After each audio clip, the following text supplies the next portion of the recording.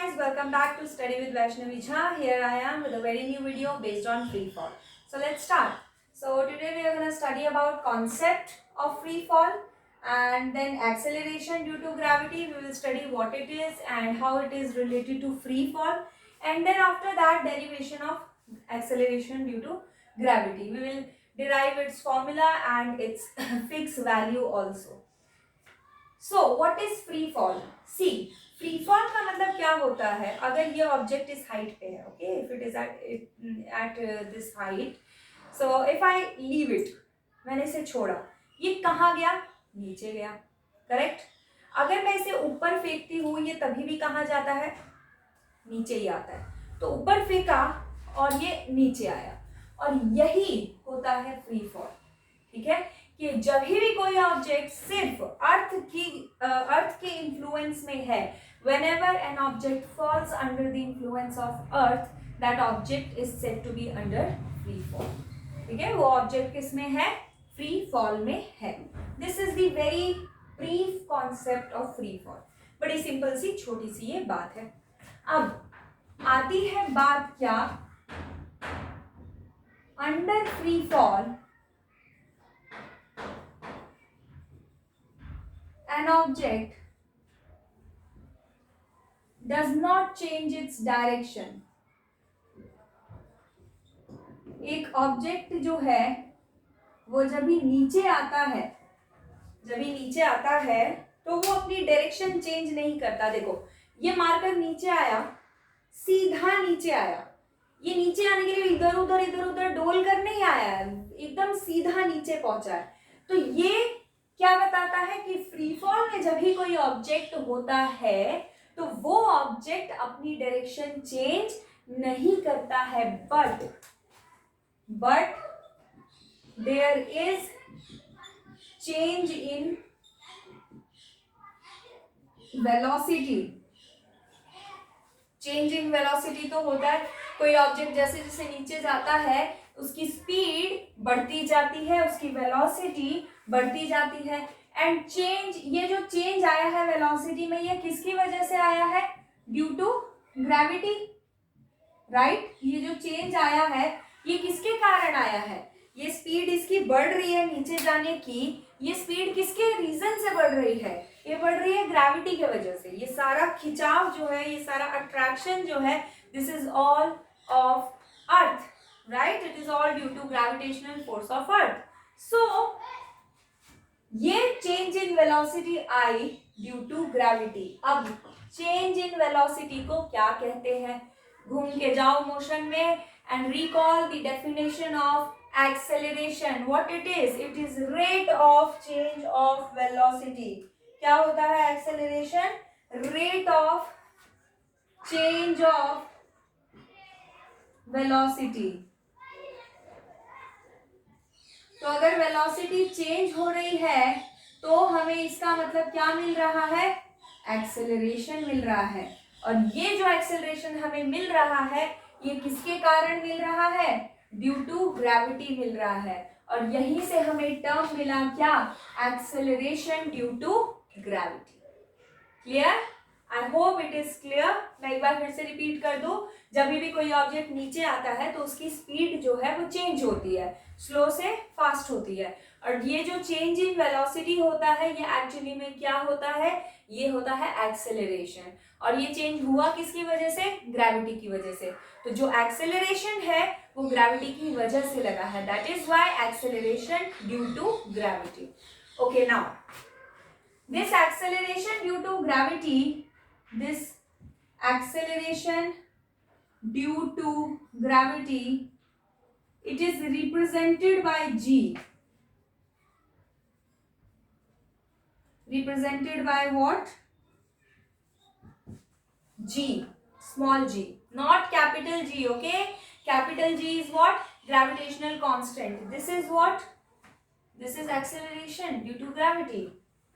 Okay, since it is an acceleration, so what must be its SI unit? इसकी SI unit क्या होनी चाहिए? अगर ये एक्सेलरेशन ड्यू टू ग्रेविटी है तो इसकी SI यूनिट होती है मीटर पर second square.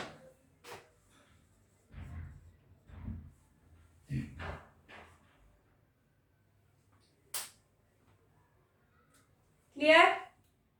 Okay. Now derivation of g.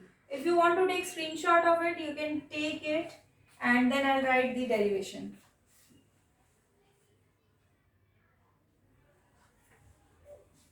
Okay.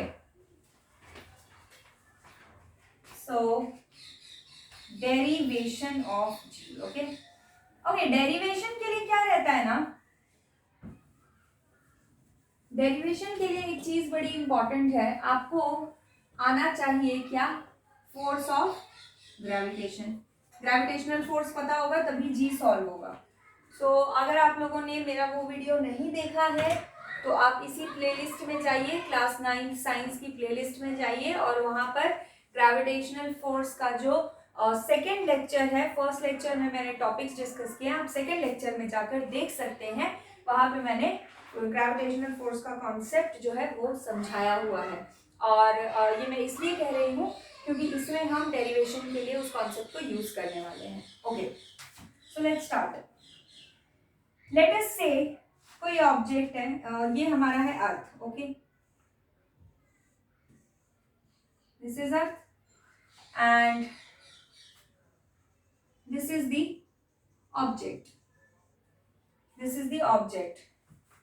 Okay, now that the consider statement, जैसा कि मैंने पहले भी कहा, कंसीडर स्टेटमेंट बहुत इंपॉर्टेंट होता है। Consider an object of mass small m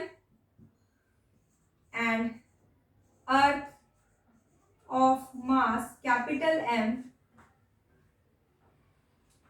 and earth of mass capital M,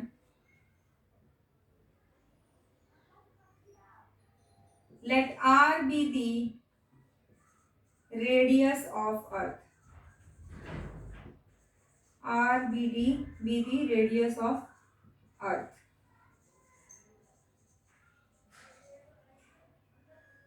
Force, shall I write it there? Force applied by earth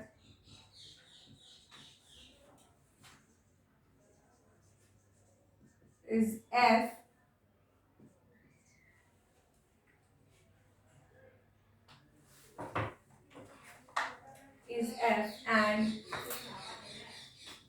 and G be the acceleration of that object due to gravity. Okay.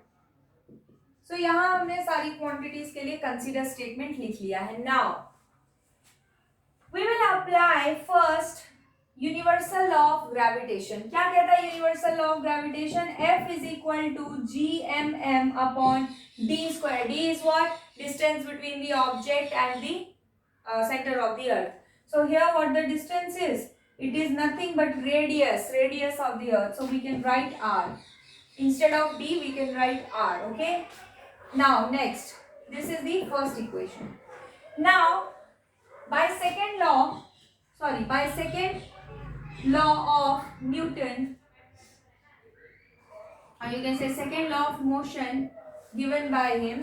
So F is equal to mass into acceleration. What is the acceleration we will use here? We will not use A. We will not use A because the object is under free fall. Okay. We are talking about acceleration due to gravity. So the acceleration we are going to take is what? It is G. Okay. So second, this is also force. This is also force. Since LHS is equal, हम RHS को equal रख सकते हैं. Yes or no? अगर ये दोनों equal है एक दूसरे के, A is equal to B, A is equal to C, so B is equal to C. तो ये दोनों भी एक दूसरे के equal हो सकते हैं. तो from 1 and 2, GMM upon R square is equal to M into G. Now, small m से small m cancel. What is the formula of G? Capital G M upon R square. This is the formula of G. And this formula says a very important statement. What is that important statement? G is independent of mass of object. This is very important statement, okay? Very very very important, very important. क्या जी जो है वो independent होता है mass of object के. इसके formula में कहीं मास ऑफ ऑब्जेक्ट आया? नहीं आया. नहीं आया इसका मतलब ये है कि जी में मास ऑफ ऑब्जेक्ट की कोई जगह नहीं होती है. राइट अगर आप एक भारी ऑब्जेक्ट को ऊपर से गिरा रहे हो और एक हल्के ऑब्जेक्ट को ऊपर से गिरा रहे हो तो इग्नोरिंग द एयर रेजिस्टेंस दोनों ऑब्जेक्ट सेम टाइम पर ही नीचे गिरेंगे. And that is the fact.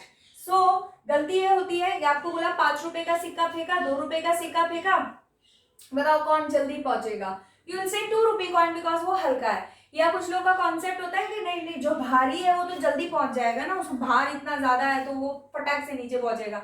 ऐसा नहीं होता. दोनों ऑब्जेक्ट सेम टाइम पे ही नीचे पहुंचते हैं. Both the objects will reach the ground at the same time because the acceleration that is working on both the objects is same. It does not have any concern for mass of the object. उसका mass of the object से कोई लेना देना ही नहीं है. That is why ना भारी object पहले पहुंचता है ना हल्का ऑब्जेक्ट पहले पहुंचता है. So ये बहुत इंपॉर्टेंट है. Now value of G. Okay, अगर आप लोग देखें तो G कांस्टेंट है.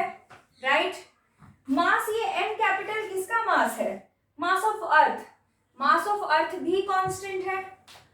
और ये R क्या है? Radius of earth. ये भी बराबर है.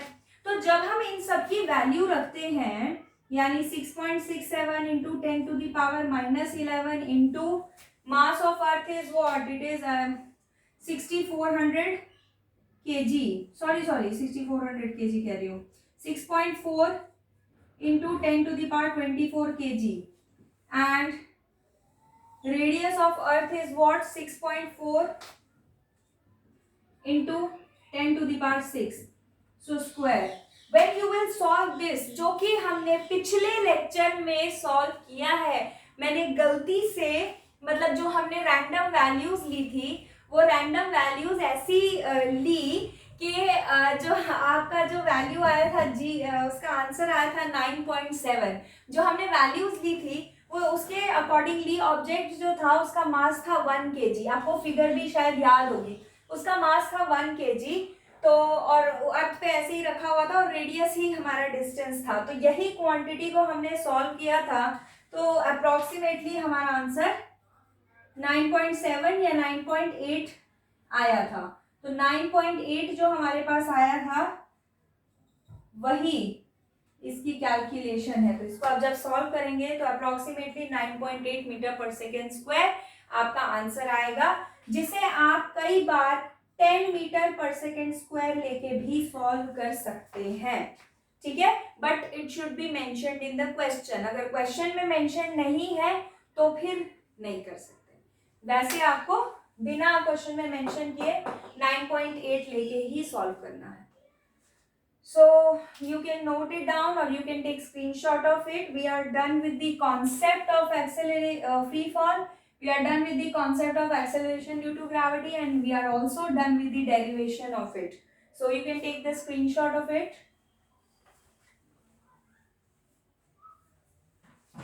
Okay, so this is it for this video. आज के लिए इतना ही. And I really apologize for the background noises.